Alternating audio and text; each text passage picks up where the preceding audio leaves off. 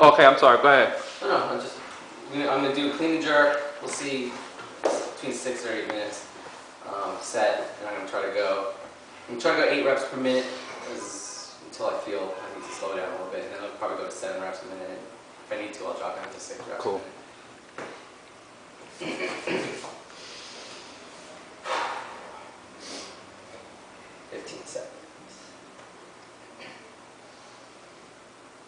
10 seconds. You feel the tension? 5 seconds. We. 4, 3, 2, go.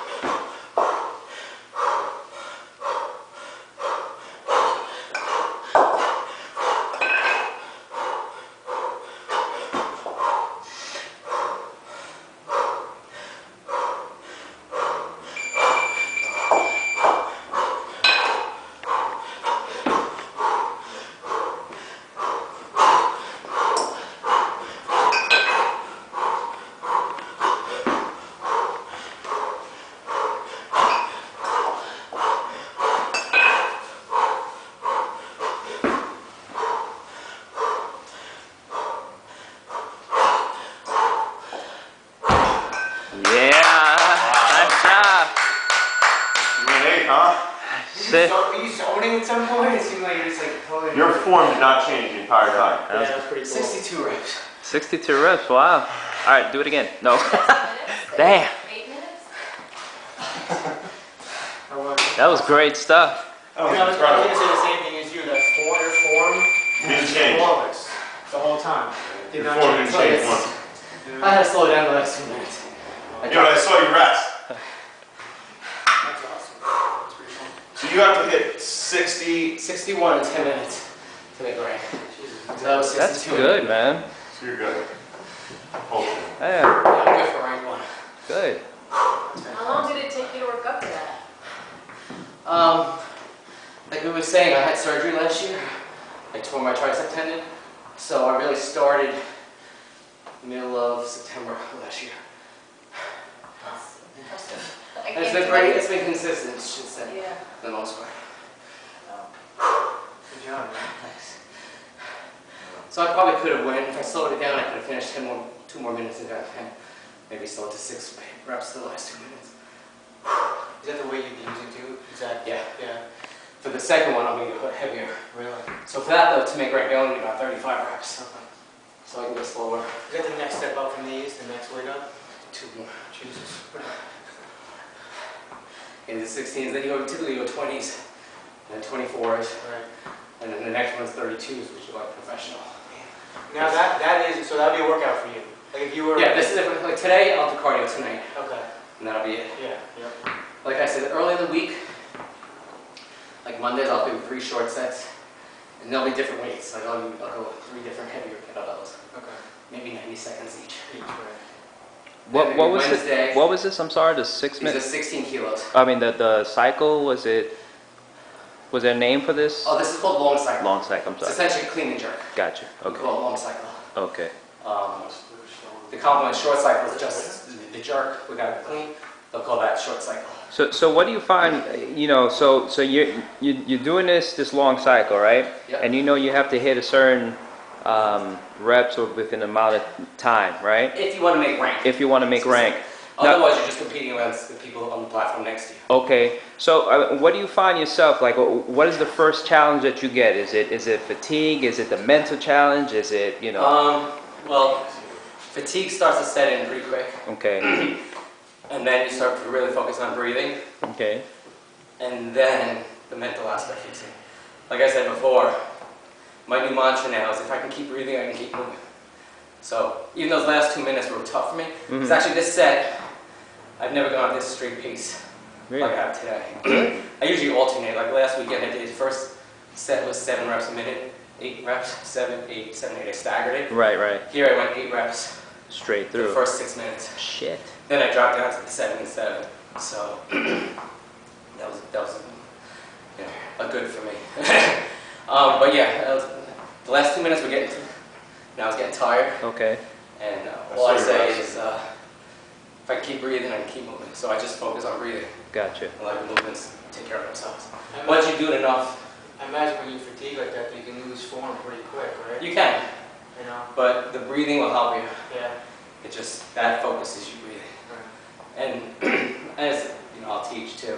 The breathing is very specific. On each lift has a specific point where you breathe. I was going to ask you, is that your own rhythm or is that a rhythm that's learned? That's learned. That's your own rhythm?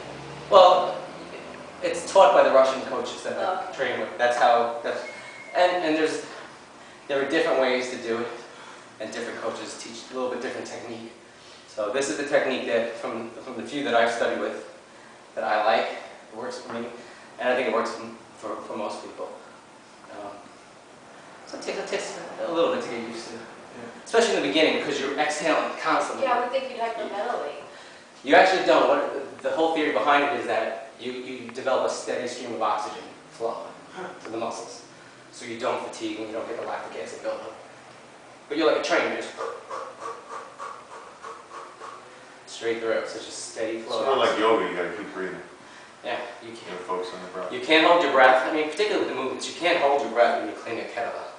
So the movements themselves lend you Right. to that ventilation type movement. You were right about the fanning of your back. That's ridiculous. That I noticed. I never noticed because I can't see that part. Yeah, But Yeah, I got. Got it on video. And the heavier belts help too. When you start using the heavier belts, it really forces that. Like these are light for me. I mean, relatively. You know, doing 60 or 80 is heavy. It's a lot of work, but weight-wise, it's relatively light. So your body still has some play. When you start using the heavier ones, they start forcing you into position, whether you like it or not. So you're going to develop that rack position quick with a heavy belt. Well, It might hurt a little bit, but it's going to happen. explain to these guys the choice of footwear. Well, I'm wearing, these are just do-ins. These are Olympic weightlifting shoes. For regular kettlebell training, I recommend people use not even wear running shoes, but more flat-soled shoes or even barefoot. Just because running shoes are meant for that forward-backward motion. In kettlebells, you want to be somewhat flat-footed and you need some side stability, which you don't get with the running shoe so much. So like when I'm teaching, I'll wear a flat sneaker. Once I go into my sets, I wear an Olympic weightlifting shoe. These are do-ins. These are relatively inexpensive. These are cool. But what the weightlifting shoe does, it gives you a solid heel. There's very little cushion in these. So what happens is when you have to throw that weight up overhead and you're pushing into the ground, you don't want to lose any of that energy in a cushion. You don't want to Transfer. No, exactly. So you want to transfer it into the ground as efficiently as possible. So you want to Which is the opposite of a running shoe. Exactly. Yeah. You don't want compression. Yeah. So these shoes are hard sole and they'll let me transmit my force right to the ground and get those kettlebells up. Cool. So typically when people get serious and they want to compete, until you're ready to compete, you don't need to have Olympic weightlifting shoes. And there are people that compete without them as well. But really when you start getting high reps and you want to get more efficient, that's when I tell people, okay, spend $100 and get a pair of shoes. And again, these will last you forever. Because you only wear them for a couple minutes. Right. It's not a big deal. Good. Yeah, other than that. Yeah. Like it. Other than that, yeah. So how was the course? It's It good. was good.